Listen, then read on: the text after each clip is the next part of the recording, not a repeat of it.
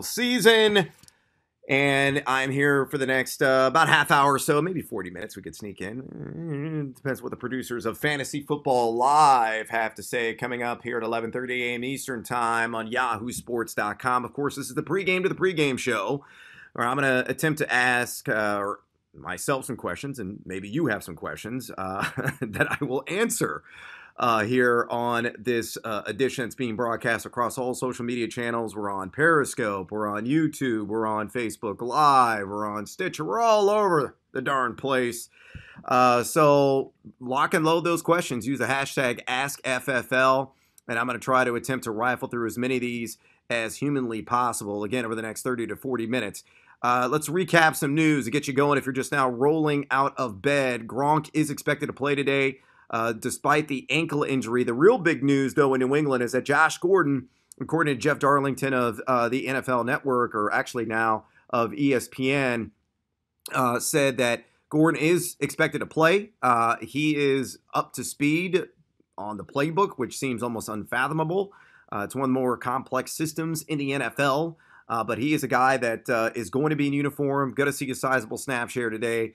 I have moved him up in my ranks slightly, pulling those up as we speak. I had Gordon pre-news because I have not yet adjusted this, but I'm going to right now, as a matter of fact, at wide receiver 49. In light of the recent news, I'm moving him up to wide receiver 42, actually 41, ahead of Doug Baldwin, who is going to be returning today for the Seattle Seahawks, though is not expected to be 100%, could be on a snap count. I got him ahead of Keelan Cole going against the Jets.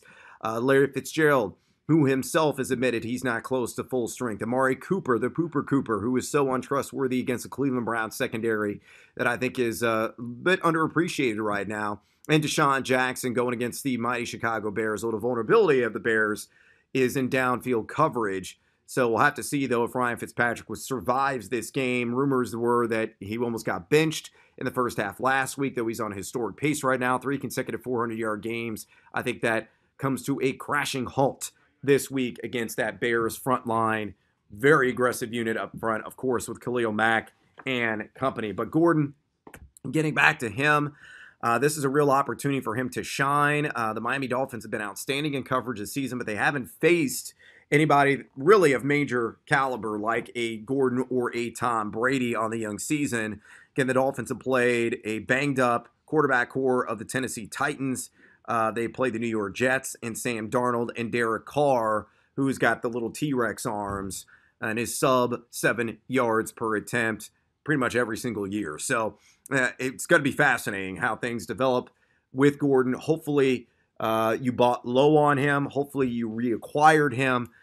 Because the Patriots desperately and sorely need him to stretch the field, as Gronk has seen double teams on around 60% of his routes run so far this season. So they need a viable field stretcher to keep defenses at bay and really kind of open some things up besides the dink and dunk to James White, because Chris Hogan just simply isn't getting it done. And as I've said repeatedly, Chris Hogan, one of the most overrated and highly thought of, really inexplicably so, players in fantasy football, whose days are numbered even as a wide receiver 3 at this current moment and time. All right, some other news out there.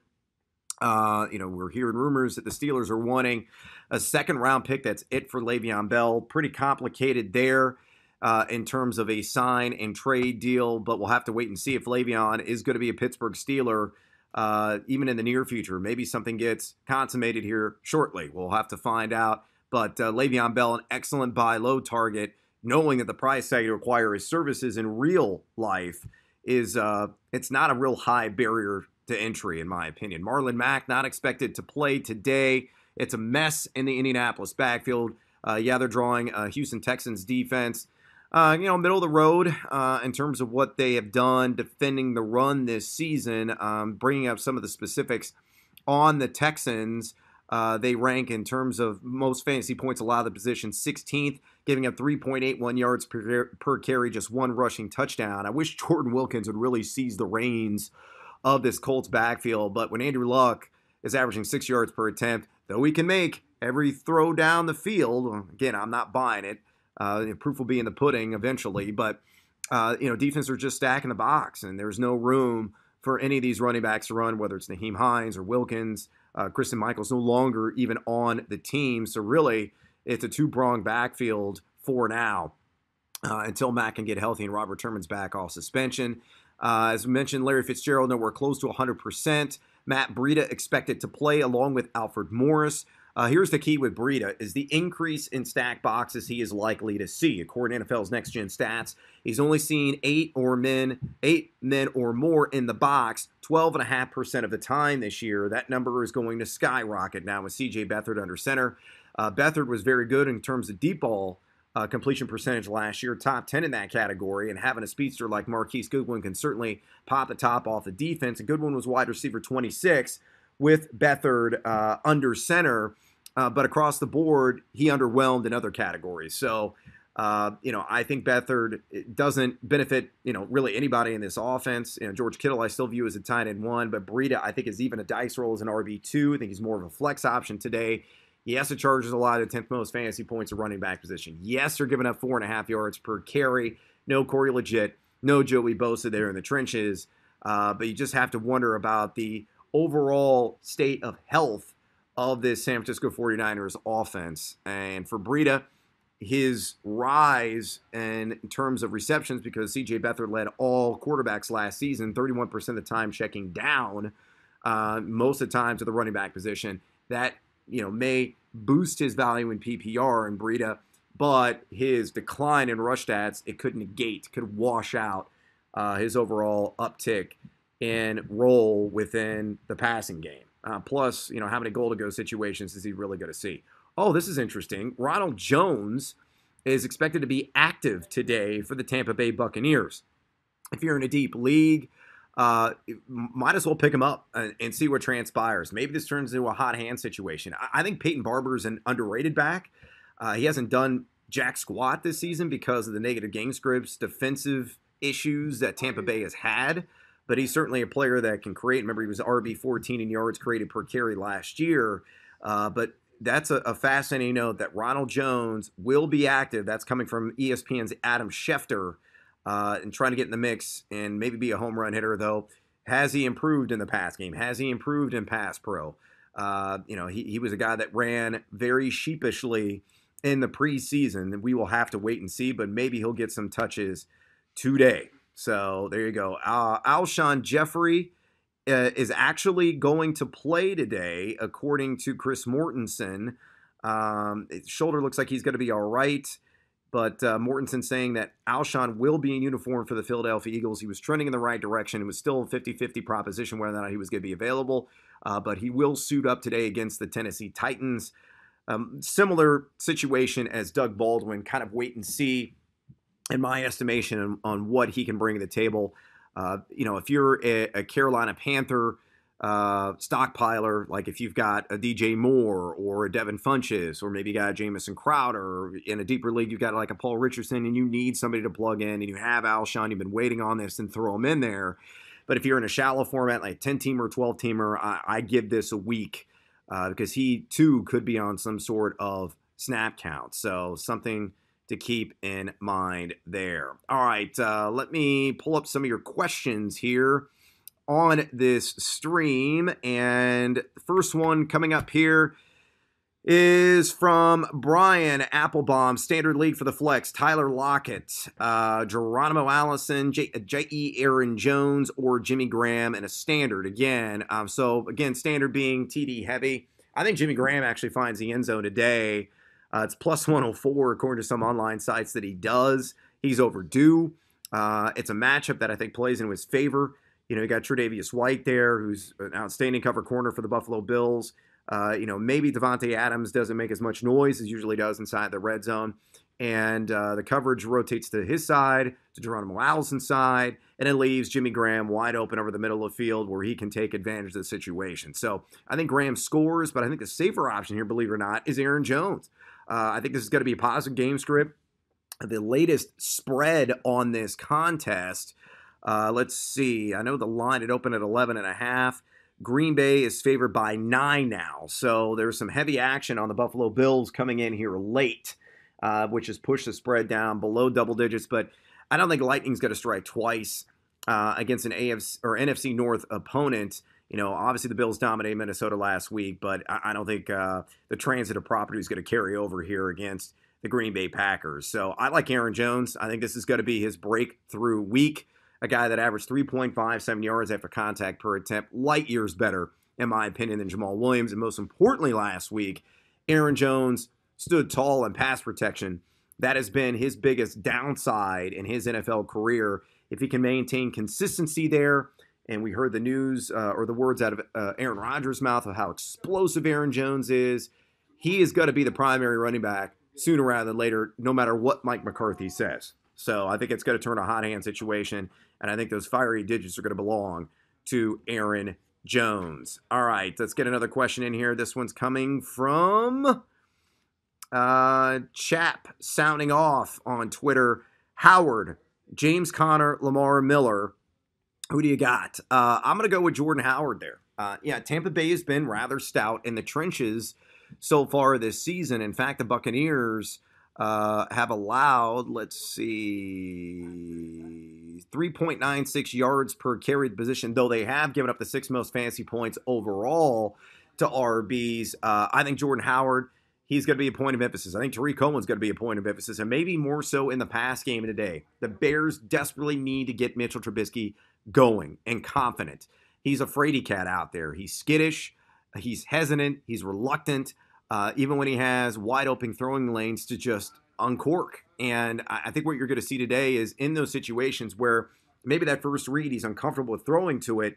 It's going to be checked down to Cohen. It's going to be a check down to Jordan Howard. You look at the Buccaneers. They have allowed 22 receptions to the running back position this year. That's the 9th most in the league, and they've also given up 221 receiving yards to RBs. That's the 4th most. So there's a distinct possibility that Howard could be heavily involved in the pass game today, along with Cohen, to go along with the carries. So for me, Chap, I think Jordan Howard is the proper play over Conner and Miller.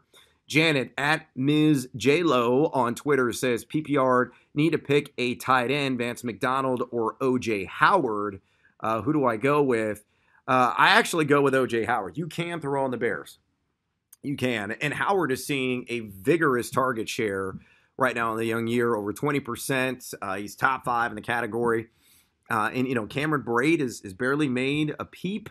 I know he had a decent game last week, but Howard is taking that step forward, that quantum leap forward in overall production. He and Ryan Fitzpatrick very much on the same page. Again, the vulnerability of this Bears defense is through the air. And when you have a big, uber athletic target like O.J. Howard, and you have oncoming blitz coming at you for Ryan Fitzpatrick from Khalil Mack and breathing down your neck, I think Howard is a guy that's going to be lined up in the crosshairs early and often. I would start him with confidence today, though Vance McDonald's stiff arm should graciously give him oodles of fantasy points into perpetuity. After last week, that was Chris Conte getting stiff-armed, potentially into retirement. Thing of beauty, one of my favorite plays of the young year. All right, some more questions rolling in. Again, follow me at Yahoo Noise. If you're watching through YouTube right now, or maybe Facebook Live or on Stitcher, to answer some of your questions, or you can drop them into the chat window as well, and we'll try to answer some of your questions there. Tim Bossy says, Dallas Goedert or Ben Watson in a standard. I love the fact that Carson Wentz really leans on his tight ends. I got a lot of shares of Zach Ertz in DFS this week, paid up for him. Goedert is interesting in a standard league. Who's got the most upside for a touchdown? It's probably Goedert over Ben Watson. Watson, of course, drawing the New York Giants today on the road. So give me Goedert there in a slight advantage. I think Wentz is just going to continue to lean on the tight ends, especially if Alshon Jeffrey is not quite 100%. The Deuce Moose, pick my flex, Enunwa, Eckler, Hogan, or Callaway. I'm going with Austin Eckler here. I think Austin Eckler and Melvin Gordon are both going to have banner weeks. I think Gordon's going to easily be a top 10 running back, probably a top 5 guy. Eckler's got a great shot at top 15 numbers against this San Francisco front line. And this defense as a whole is just ravaged right now. And remember, you have no Richard Sherman on the back end. So you have Witherspoon there and company. And those guys, Witherspoon and Ward in particular, they've given up 5 touchdowns at 140 passer rating their assignments.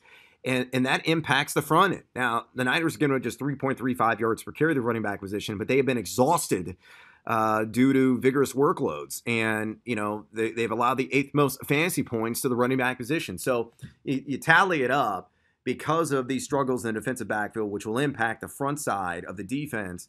And knowing that the strength of this LA Chargers team is dinking and dunking to Eckler and to Gordon and running the football between the pipes with those guys, I think there's going to be a tremendous amount of success for both backs in this game. So I would start Austin Eckler there, Mr. Deuce Moose. Mark says, what are your thoughts on Ronald Jones finally being active today? As I mentioned at the top of this broadcast, if he's available in a 12-team league, you've got a spot there that's expendable. Maybe it's a second tight end or it's a backup quarterback. You shouldn't carry 2 quarterbacks. If there's like 10, I think the dividing line is if there are 10 current NFL starters sipping pina coladas in your free agent pool at the quarterback position, then you can cut that second quarterback on your roster. You can do that. It's okay, all right? Unless it's a Cam Newton, who's on bye this week. But you can get rid of everybody else, kick him to the curb, and pick up somebody that has some upside, and Ronald Jones certainly does. Peyton Barber hasn't impressed. Again, he hasn't had a whole lot of opportunities because of game flow. But Jones is a guy that they spent a handsome pick on in the draft and was a very talented running back at USC. Didn't really transition seamlessly. Definitely didn't do that from college to the NFL this summer, but may pick up steam and momentum as the season builds. With him being active today, it could turn into a hot hand situation. So why not? See what transpires with Ronald Jones. Maybe he can capture lightning in a bottle. Earl says, David Johnson or Sony Michel. I'm still going with DJ. Slight edge. It's not definitive edge. A slight edge over Sony Michel. Seattle has been rather inflexible in the trenches so far this season. They rank in terms of fewest fantasy points allowed to the running back position, number 12, though they've given up 4.79 yards per carry. They have not yet allowed a touchdown on the ground. So it's kind of a bend, don't break situation. Again, Mike McCoy, he has a doctorate degree in stick figure art. That's the lack of imagination, the lack of creativity. Maybe the synapses are fired. Maybe the lightning attic will go on for him today, and he'll get David Johnson involved more as a receiver. He's only seen action as a wideout 8% of the time, and he's the best pass-catching back currently in an NFL uniform because, again, Le'Veon Bell is not even on an active roster technically right now. So I would still go with David Johnson there. Slight advantage over Sony Michel, who is definitely due for a breakout now that situation is cleared up in New England. Gary says, need to start 2. Marvin Jones, Amari Cooper, Kenny Stills, or Deshaun Jackson, and a half-point PPR. Stills is my number 1 there, and I would probably go with Marvin Jones, though he's going to see a lot of Byron Jones. And Byron Jones is the number 1 rated pass defender at the cornerback position according to Pro Football Focus so far in the young season, giving up right around a 50 passer rate into his assignments. It's got to be tough for Marvin, but maybe he could spring loose for a long play. I just got trust issues with Cooper, understandably so, and Djax as well. Again, in that intense Bears pass rush, could have a field day against the Buccaneers and Ryan Fitzpatrick. And if he's under constant duress, doesn't have time to throw the ball consistently, limits the opportunities for the deep ball threat of the Tampa Bay Buccaneers. Chris Condor says, Randall Cobb or Tyler Boyd need help facing the defending champion. Well, Randall Cobb is not 100%. And Tyler Boyd, to me, is must-start material pretty much everywhere. I've got him in every DFS lineup. I've got him all over the place today. So that would be my selection in that particular dilemma for you to go with Tyler Boyd. I'm not entirely sure I am live right now. Yeah, I think I am actually. Doesn't seem like this is broadcasting across all my social media platforms. So maybe it's just a Tide or a Yahoo Fantasy account. So hit me up on Twitter at Yahoo Noise if you're actually seeing this broadcast because it's not syncing up with my social feed, but I think I am. If not, then I'm just talking to nobody. So that's interesting if that is the case. Let's get a couple of more of your questions in here, assuming that I am actually live. And I'm definitely going with Tyler Boyd again. Brian Poole, just to get back to him real quick, is All right, people confirming, yes, I am live, so I am here. I'm not psychotically talking to myself in a dark room to a computer screen. Thank you for that reassurance. To get back to Tyler Boyd, so Boyd is lining up against Brian Poole today. Brian Poole has given up an 80% catch rate and 129.4 passer rate to his assignments. We know the vulnerability of the Atlanta Falcons. They're down 2 starting linebackers. They're down 2 starting safeties. It is underneath. And the specialty of Tyler Boyd operating on the slot are on drags and slants and crossing routes. This is why I have him forecasted for 5 catches, 76 yards, and a touchdown. I've ranked him inside my top 20. I think that is going to be a prominent theme today on Fantasy Football Live from Tank Williams, myself, Liz Loza, Andy Behrens. I think we're all on that bandwagon of Tyler Boyd this week based on the matchup in a game that's got some shootout appeal. So definitely go with Boyd over Randall Cobb, who may or may not play. Gloria Hernandez, happy Sunday, Brad. Happy Sunday to you, Gloria. Thoughts, Keenan Allen, Boyd, or John Brown in a full-point PPR? Now, see, this is a great situation, a lucky 7 situation, I would call it. I love all these guys. I would still go with Keenan Allen here. You know, this guy sees just a mammoth target share. You love the matchup, again, against Witherspoon and Ward in that defensive backfield combined, game make up a 140 passer in their assignments and 5 total touchdowns. I know Keenan, so like a toothache, and he's got another injury, but he's expected to be active. It could be 100 yards and a touchdown for him. So I would definitely go that route. And Gloria says she's got Rivers as her QB, and she's playing Thielen. She already played Thielen, so you got a nice lead there. And Galladay, I would actually go with Boyd over Galladay, in my opinion. I think there's just a slight advantage there. I like the matchup a little bit better.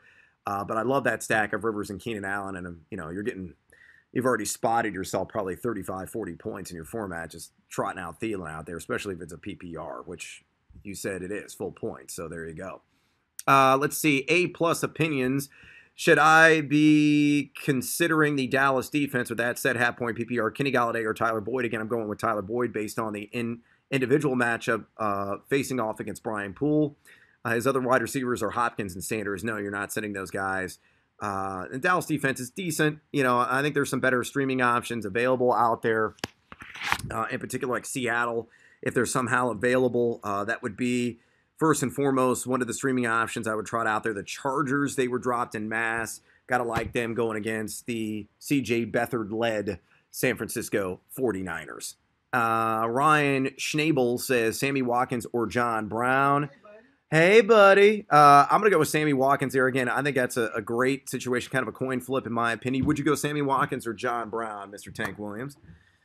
Sneak on in here, Tank. Bring the sexiness in here. Sammy Watkins or John Brown? I mean, both are going to be involved in shootouts. I kind of like John Brown. I don't disagree. I like Sammy just slightly more, but I don't think he could really lose at either one of these guys. I mean, because when you look at it, I mean, Tyreek Hill and Kelsey are like the main guys for Kansas City, but then beyond Crabtree getting most of the targets, it seems like John Brown has been this guy and he has more touchdowns. So yeah, you see around 16% of the target share, but the yards per route, handsome number. Yards per target, a handsome number. And like you're saying, it's going to be a shootout. They're playing in Pittsburgh, so Ben should be hot. So yeah, you expect a lot of back and forth. Well, yeah, the over-under is at 50.5. This isn't your typical slobber knocker fest between the Steelers and Ravens. True. And if Tyrod Taylor was able to get off on the Steelers at least a little bit in bad weather, then Flacco hasn't been playing that bad because he has the pressure of Lamar Jackson behind him. Oh, I wagered a little bit, plus 165 that Flacco throws for at least 303 yards. Yeah, that's fair. Yeah, I can see that happen for sure. Though people in Stopa will not accept, because I have both my quarterbacks on bye this week. It's a 2-quarterback league. I offered Alex Smith to Peter Schenke of RotoWire fame straight up for Joe Flacco. He said no. You probably didn't offer me a trade because I don't have anybody on my squad. Yeah, you don't have a third quarterback. That's the thing. I thought it was a no-brainer, and Schenke's like, no.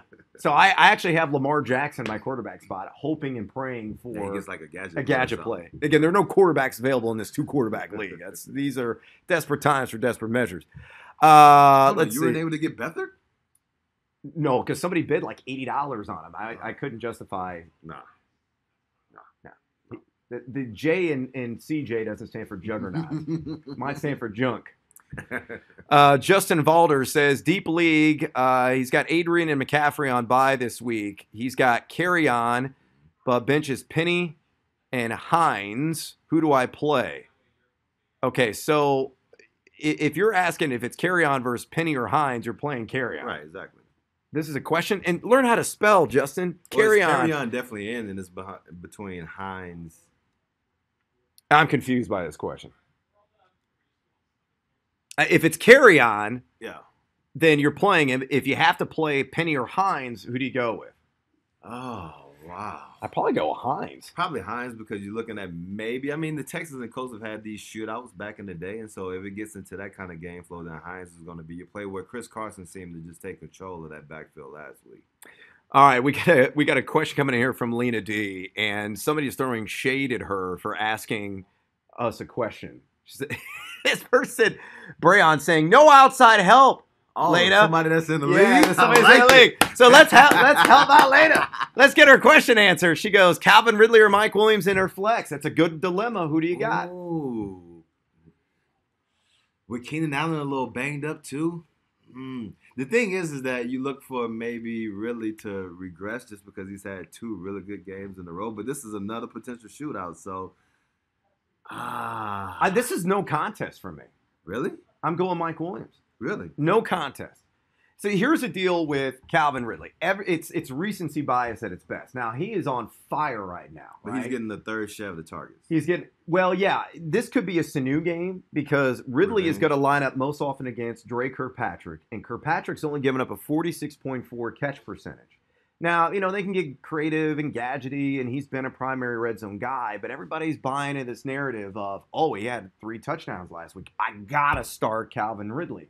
But he's only seeing like 14% of the target share. True. So I think his production, it's unsustainable. I think what gets me is that, when you're looking at Cincinnati Bengals defense, they've been giving up a lot of passing yards too and been in shootouts. And so you look for maybe, it won't be the game flow that you saw against New Orleans, but it has the potential to get that way. Yeah, it does. The offense. But Mike Williams against no Sherman in that defensive backfield. True. And he's like number 2 now. With Keenan Allen banged up, he may be number 1 today. Yeah. So Mike Williams is about to go off.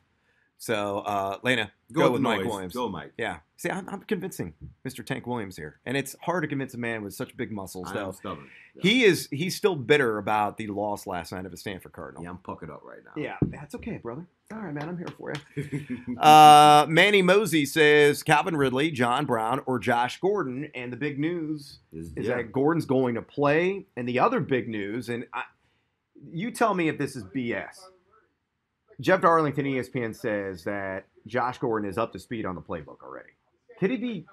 That's a complex system, deeply rooted in all kinds of twists and turns and crazy language. Can a person, I don't care if you're the dumbest individual or a savant, can you actually pick up that system in 2.5 weeks? It may be one of those things where they just have him playing on one side, and if he's playing on the single side of the offense, and so then he just has signals where he's either running like single side routes or just running folks off and things like that. So if that's the case and he has like a limited scope within offense, then he may be up to speed in offense, at least enough to run like certain packages. But does he have a full grasp of the entire offense? No. So you probably go John Brown here? Yeah.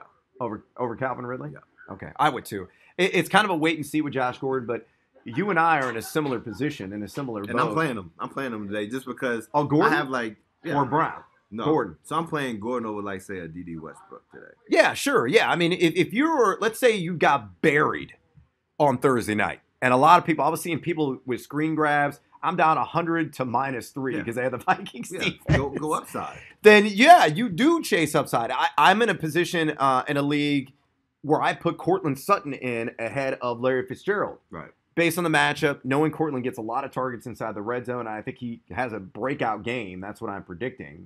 That's a little foreshadowing what I'm going to say on Fantasy Football Live. But same logic applies to Josh Gordon. If you are a major underdog right now, it's a massive deficit, chase. You never know. Your first play of the game could be a 60-yard tug. Yeah, and the reason you're chasing in that format, one with the Patriots, is because if you have Gordon in there, that should open up for Gronk, and then once they start paying attention to Gronk, then Gordon probably gets off, and then Brady does what he does. And the other game that Noise is talking about with Cortland Sutton, they're playing against the Chiefs, so you're expecting the Broncos to have to try to play catch-up with Pat Mahomes still on fire, so Sutton likely gets a lot of burn. Yeah, and the over-under in that game is at 54. It is the highest on the board this week, followed by Saints-Giants at 52.5 and Steelers-Ravens at 51. one with Miami and New England, interesting, at 49. Yeah, Tanny hasn't been that bad. Well, but the secondary, this is a believe or make believe game for that Miami secondary because they haven't really been pressed, challenged by anybody of significance, and now you got to face Tom Brady, who has killed him in his NFL career. All right, let's get a couple of more questions in here. Tank, this is coming from Smash. Golden Tate or Galladay in a half-point PPR. Golden Tate not 100%. Oh, Golden Tate not 100%. Then I'll probably go with Galladay. I mean, those guys have been like 1A and 1B, and you look at Galladay as usually the wide receiver. I mean, besides Marvin Jones getting like some of the red zone targets last week or whatever, but like Galladay seems to be their guy. Yeah, I'm with you there. I definitely go with Galladay. He has been in fuego here to start the season. And I'm starting Galladay this week in the league too. So yeah, well, I mean, he's been a top 15 wideout so far this season.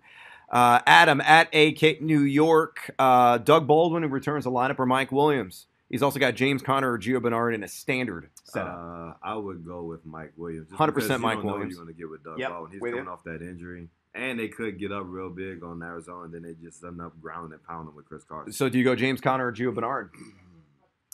Actually, I like Gio Bernard in this one. Yeah, I do too. Just because of the game flow, and Atlanta likes to funnel catches to the running back. Yeah. They give it up 36. Yeah. 36 receptions at running back position. Again, down 2 starting safeties, down 2 starting linebackers. Gio Bernard goes nuts today. Now, he probably won't see the 20 targets that Alvin Kamara got last week, but he'll probably get up in the upper 10, low 10. If you're setting an over-under number on receptions for Gio, it's probably at like 6.5 or 7. Yeah, and he can easily get 10, 11, 12. Yep. No problem. Yep, no nickel and dime him to death. I'm with you there. So I go Mike Williams and Gio Bernard as well. Phil Strick says Matt Breida, who is active or expected to be active, or Tyler Boyd in the flex. Can Tyler Boyd stay hot? I love the matchup. I'd already talked about it going against Brian Poole, who is giving up an 80 catch rate to his assignments, a 129.4 passer rating. The thing about Boyd, he's so good on those underneath drags and crosses and slant routes. And if Atlanta is that vulnerable in the short field, which they are. And look, Atlanta's down 2 of their starting safeties and their middle linebackers down. So the middle of the field is going to be wide open. And it's not like Breida has the pretty one, Jimmy G, out there for him. He has C.J. Beathard, so I would lean towards him. Yeah, and I said before, Breida has seen stack fronts 12.5% of the time. That's it. That number is going to increase. Yeah, they're going to force CJ to beat him. Yeah, I mean, Breida, they're accounting for him right now for sure. I mean, he's the co-rushing leader, believe it or not, in the NFL along with Zeke Elliott. Esteban says, "Who was the better start today? Philly Rivers." Emilio Esteban. You like that? All right, Philly. I thought you were having like a Julio out of body experience there for a minute. Philly Rivers or Matt Ryan? Oh, I would probably go Matt Ryan just because I can see Philly Rivers and those guys getting up and then just grounding and pounding, where Matt Ryan may be in a shootout with the ginger fist. I'm going Philly Rivers. Oh, it's close. I think Tank makes some astute points there. Andrew Butler, DT, or Sony Michel for the flex? Sony and who? DT. Oh. Who the hell's DT? Demaryius Thomas. Or Sony. Oh. I would go. I mean, I'd probably go DT. Just because, I mean, he's still getting volume. I just don't know what we're going to get out of Sonny Michel, even though they only have 2 backs. Yeah. James White can just kind of take over. Yeah, I would go Demaryius Thomas. You want as many shares as Denver Broncos as you can get this week in that game. Pudentang. Chris Carson or Austin Eckler? Oh, that's Carson all day. Yeah, definitely. And don't worry about the hip injury. You got Arizona. Arizona's allowed the most fantasy points at running back position. Yeah. Carson could see another 25, 30 touches this week. He had 34 last week. Let's get a couple more, and then we're going to call this a show. JG says PPR, Trey Burton or George Kittle? Ooh, I actually think Kittle is up in a tough matchup this week. And this is a better matchup for Burton, but he has Trubisky as his quarterback. That's rough. I don't like either of these. Somebody's calling me out for saying a horrible call. Oh, they're talking about the Penn State 4th and 5 call last night. I thought they were talking about something else. I'm going Trey Burton. I mean, this is probably going to be a do or die game for Mitch. Yeah, it's do or die. I mean, yeah. I don't even like Kittle this week, but I'll probably go Kittle just because I hate Mr. Trubisky. I mean, that's how much I'm down on him. Wow. That hurts me. That hurts me in places I don't like to be hurt. Hank Williams. The huevos. The huevos. Huevos. Well, actually, no longer you're pretty gigantes. huevos for rolling with Burton here. And he hasn't gotten the targets that we thought he would this year either. He hasn't, but I think he's going to find the end zone. Last question from Alex Moreto. Golden Tate or Philip Lindsay? Now, is Lindsay in the doghouse? That's a question. We don't know. On the punch last week? Yep, because Vance Joseph he was not pleased with Lindsay being selfish and getting himself kicked out of the game. Yeah, and it was still a committee even when he was getting touches. But let's say it's 10-12. It's the Chiefs. They're giving him 5.1 yards per carry. They've allowed, I think, the third most receptions to the running back position. Do you go that direction? The Cowboys have been tough against wide receivers, but at the same time, they really haven't played against a bunch of explosive offenses either. Are you guys still talking? We're about to call the show. Well, yeah, we'll give you this. I tell you what, you come on in here. We'll do rapid fire real quick with Andy Behrens. So who do you got? Golden Tate or Philip Lindsay? Help out Alex. I've got Lindsay. Philip Lindsay. Yeah. We're talking about one of the friendliest defenses in the NFL, and Lindsay's going to get plenty of run on that. But Noyes was asking, do you think he's in a doghouse after throwing the punch last week? Maybe. It's possible. It's possible.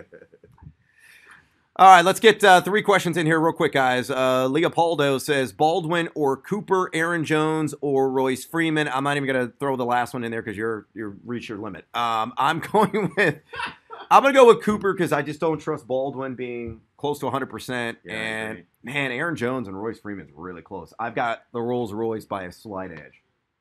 Yeah, I have Freeman as well. Again, I expect both he and Lindsay to do a little something for you. They're kind of format dependent, right? I don't hate Aaron Jones though. I hate to kind of sit Aaron Jones. No, I think it's still. I mean, it's just committees with all of them. Probably Freeman if Lindsay is in the doghouse, and then Cooper over Baldwin. The Pooper Cooper. Rojo says must-win week in PPR. Who sits out of this group? Chris Hogan, Antonio Callaway, Buck Allen. Who you sitting down in PPR?